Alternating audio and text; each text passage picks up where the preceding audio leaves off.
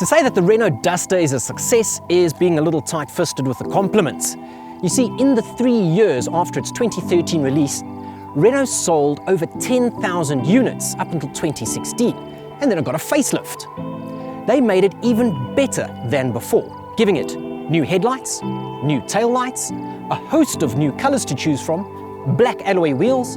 They changed the garnishings, front and rear as well, and the changes extended to the interior. So now you had new materials and fabrics on the seats and the door cards. They redesigned the center fascia. Electric windows were now standard on Expression models. Cruise control was standard across the range. Dynamique models though, they got that fantastic 7-inch touchscreen. So they took the Renault Duster, an already successful recipe, and made it just that much better.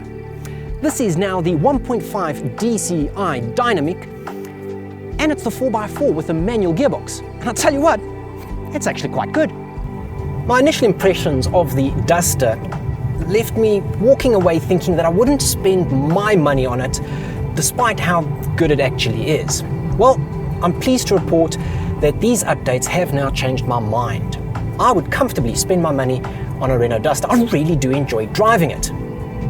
It's still one of the cheapest 4x4 SUVs that you can buy.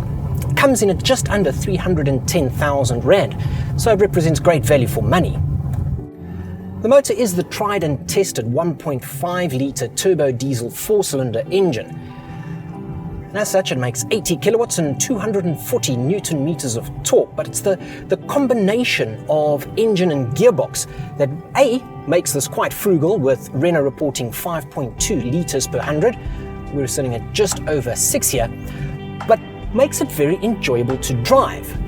I tell you what, with the way that they've geared this, it's actually very, very capable. Now, first gear is nice and short, and it develops that torque, well, relatively low. So let's do a little bit of an experiment here. I'm going to put it in first gear. I'm not going to use the accelerator. I'm just going to let the clutch out. First gear.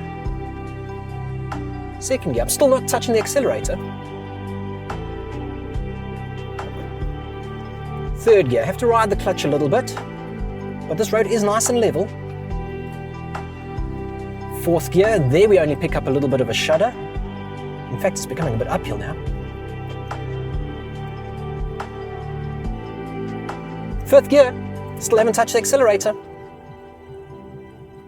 And I'll tell you what, when this road levels out, we'll be able to hit 6th gear in this. Not bad at all.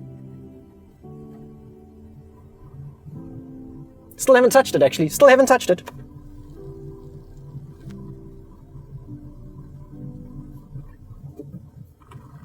Okay, 6th gear gets a little noisy, but we are actually on quite an uphill here, so it is quite surprising. I tell you what, this makes it an absolute pleasure to drive. You can actually pull away in second gear in traffic without an issue. And it's got 3 different driving modes. So you've got 2-wheel drive, you've got an auto, which will split the power to the wheels that need the traction, and then you've got a center locker. Now, it doesn't have a low range, but that center locker, it's good ground clearance, and that low down torque means that this is actually quite capable off-road. So I'm actually quite pleased to report that the facelifted and updated Duster is great value for money and a very enjoyable drive.